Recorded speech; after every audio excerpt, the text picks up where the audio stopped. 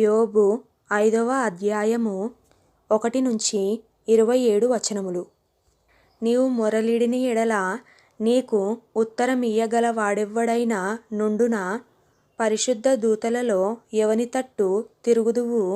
దౌర్భాగ్యమును గూర్చి ఏడ్చుట వలన మూఢులు నశించెదరు, బుద్ధిలేని వారు అసూయ వలన చచ్చెదరు.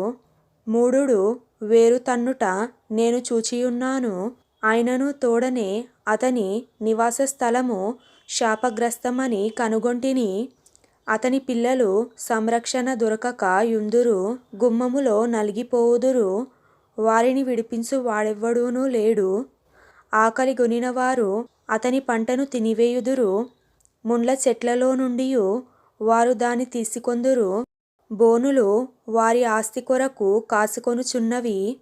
శ్రమ ధూళిలో నుండి పుట్టదు, బాధ భూమిలో నుండి మొలవదు.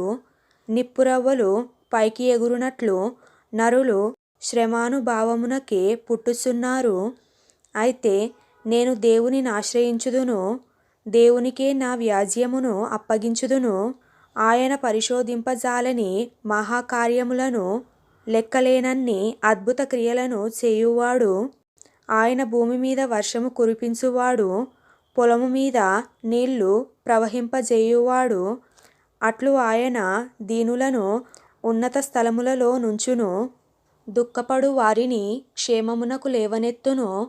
వంచకులు తమ పన్నాగములను నెరవేర్చనేరకుండా ఆయన వారి ఉపాయములను భంగపరచును. జ్ఞానులను వారి కృత్రిమములోనే ఆయన పట్టుకొనును, కపటుల ఆలోచనను తలక్రిందు చేయును. పగటివేళ వారికి అంధకారము తారసిల్లును, రాత్రి ఒకడు తడవులాడునట్లు మధ్యాహ్న కాలమున వారు తడవులాడుదురు. బలాఢ్యుల నోటి ఖడ్గము నుండి, వారి చేతిలో నుండి ఆయన దరిద్రులను రక్షించును. కావున బీదలకు నిరీక్షణ కలుగును, అక్రమము నోరు మూసికొనును. దేవుడు గద్దించు మనుష్యుడు ధన్యుడు. కాబట్టి సర్వశక్తుడగు దేవుని శిక్షను తృణీకరింపకుము. ఆయన గాయపరచి గాయమును కట్టును, ఆయన గాయము చేయును, ఆయన చేతులే స్వస్థపరచును.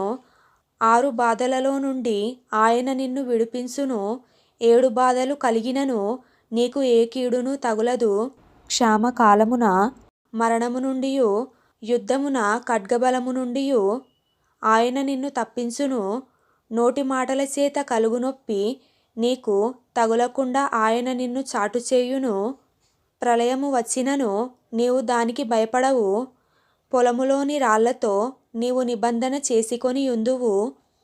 అడవి మృగములు నీతో సమ్మతిగా నుండును. ప్రళయమును క్షామమును వచ్చునప్పుడు నీవు వాటిని నిర్లక్ష్యము చేయుదువు. అడవి మృగములకు నీవు ఏమాత్రమును భయపడవు. నీ డేరా క్షేమ నివాసమని నీకు తెలిసియుండును.